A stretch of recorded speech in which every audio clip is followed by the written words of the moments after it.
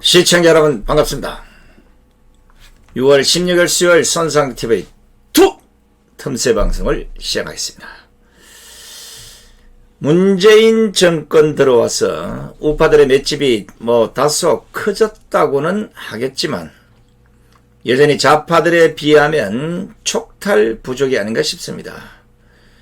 좌파들은 목표가 정해지면 죽기 살기로 달려드는 이른바 고삐 풀린 도사견 같다고 하면 우파는 여전히 애완견 행태를 벗어나지 못하고 있다는 생각을 하게 됩니다. 맹수처럼 막 짖다가도 막상 물어!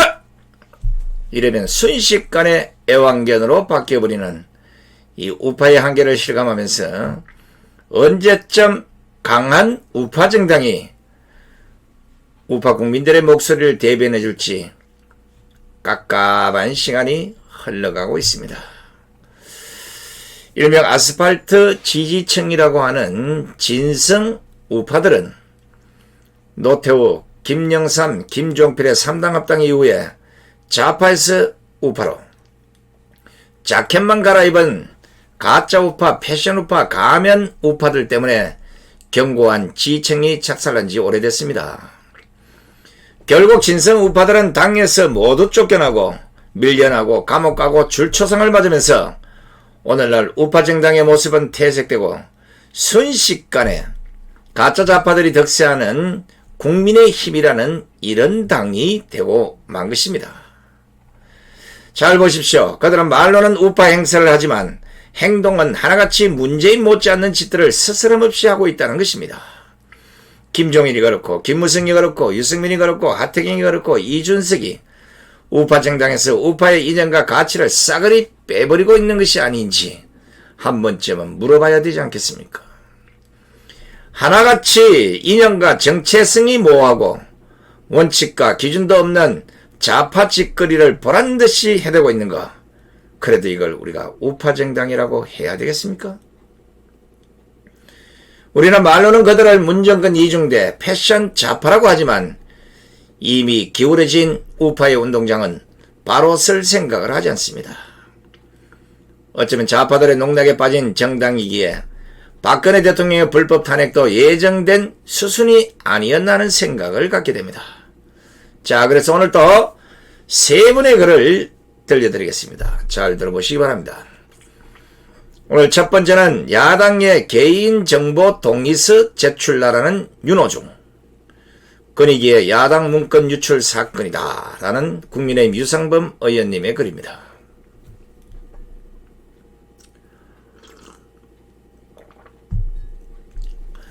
국민의힘 윤호중 원내대표가 국민의힘이 국민권익위원회에 제출한 서류는 요청서 달랑 한 장밖에 없었다면서 의원들 개인정보 이용 동의서조차 제출하지 않았다고 했다. 그런데 어떻게 여당 원내대표가 권익위 조사 상황을 서류 개수까지 소상하게 파악하고 있는가? 이 정권의 다른 사람들처럼 신내림을 받아서 알게 되었나? 이는 결코 가볍게 볼 일이 아니다. 야당의 민감한 정보가 권익위로부터 여당 수뇌부로 줄줄이 새고 있는 충격적인 상황으로서 공적인 문건이 유출된 심각한 사건이다. 공무상 비밀 누설죄와 개인정보보호법 위반으로 처벌받을 수 있다. 지난해 고 박원순 시장의 피소 사실이 유출돼 민주당 남인순 의원에게 전달된 것과 똑같은 범죄다. 우리 의원실에서 이에 대한 경위를 묻자 권익위 관계자는 절대 유출한 적 없고 공개도 당연히 안 되는 것이라고 답했다. 국민의힘은 현재 소속 의원들로부터 개인정보 이용 동의서를 제출받고 있다. 그렇지만 우리 당이 이미 이를 제출했다면 그 서류들의 보안도 담보하지 못했을 것이다.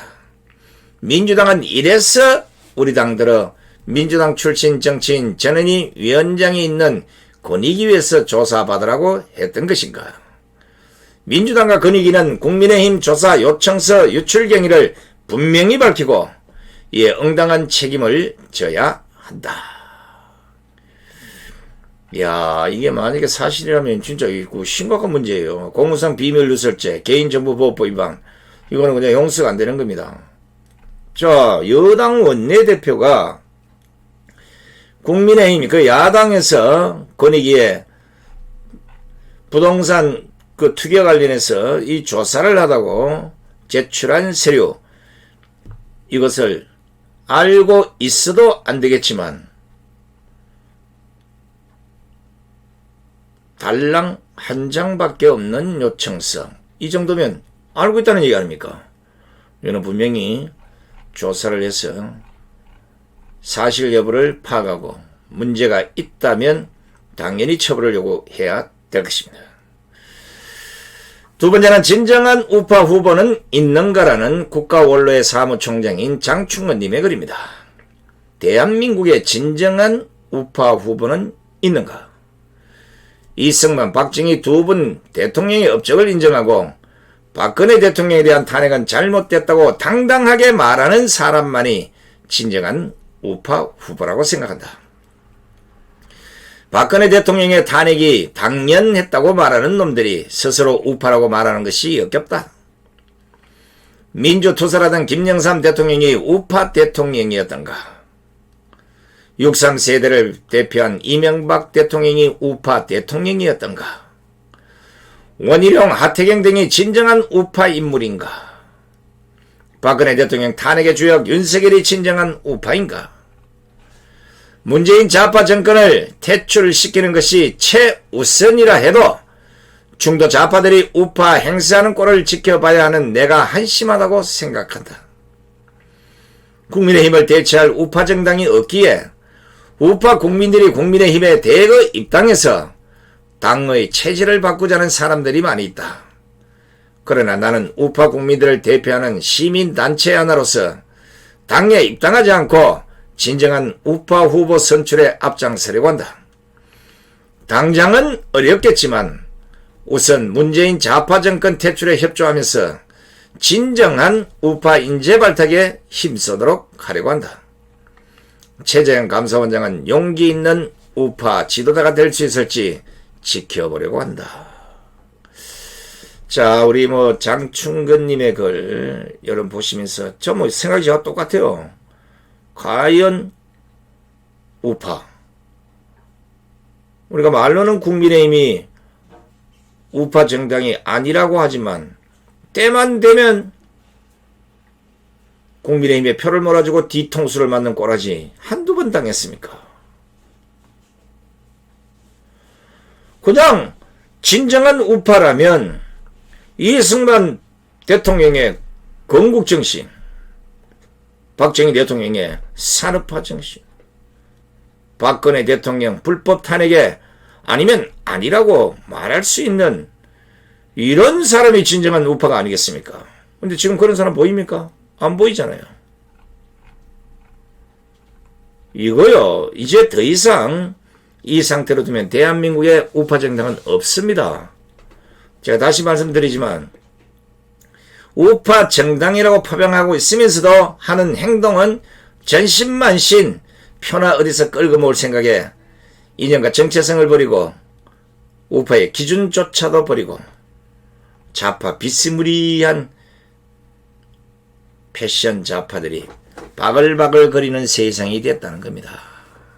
이 자들이 자칫하면 개헌을 통해서 의원 내각제로 평생 우리끼리 해먹자, 이런 꼬라지가 날까봐 두렵다는 겁니다. 절대 우파 정당을 표방한 국민의힘에서 개헌의 개짜라도 나온다 이러면 그 자는 분명히 정치권에서 내쳐야 됩니다. 큰일 날 일입니다. 세 번째는 오락가락 김명수 대법원이라는 항 의원님의 글입니다. 이름이 항 의원이에요. 우리 이거 미디어워치 대표를 지냈던, 이것도 고생 많이 했어요. 우리 변희재 대표하고 함께 감옥까지 갔다 온 분입니다. 종북이 표현의 자유라는 건 애초 김명수 대법원 전원 합의체 선고했습니다. 하지만 그런 건의의 판결조차, 또 자기들이 내린 판결조차 여반장식으로 뒤집는 게 김명수 대법원입니다.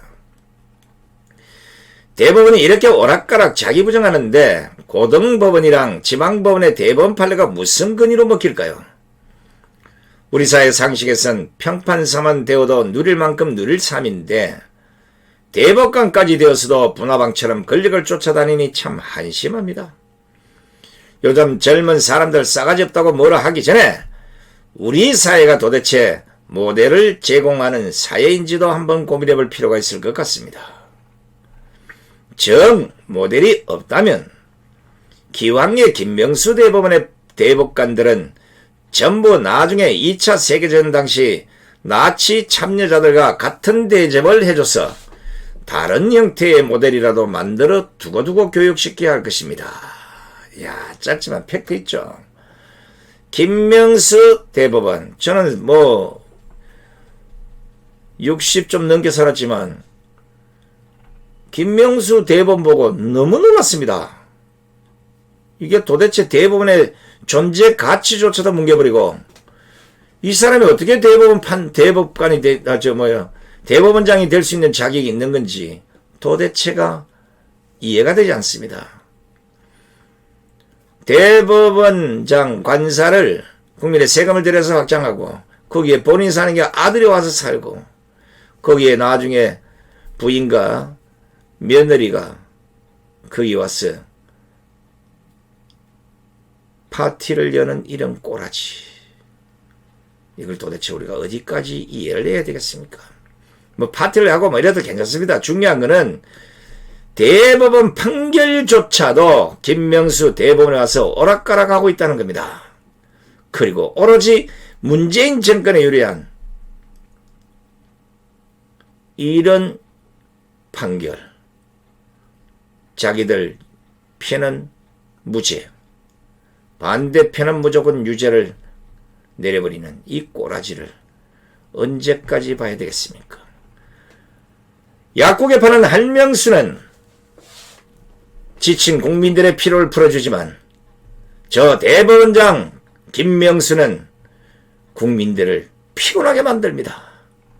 이제 제발 내려오시기 바랍니다. 아니면 우리 한 의원님 말씀처럼 지금 김명수 대법원의 대법관들은 전부 나중에 2차 세계대전 당시 나치 참여자 같은 대접을 받을 수도 있다는 거. 이 경고를 어설프게 듣지 마시기 바랍니다. 다른 사람은 다 흔들려도 대법관들까지 흔들리면 어떡합니까?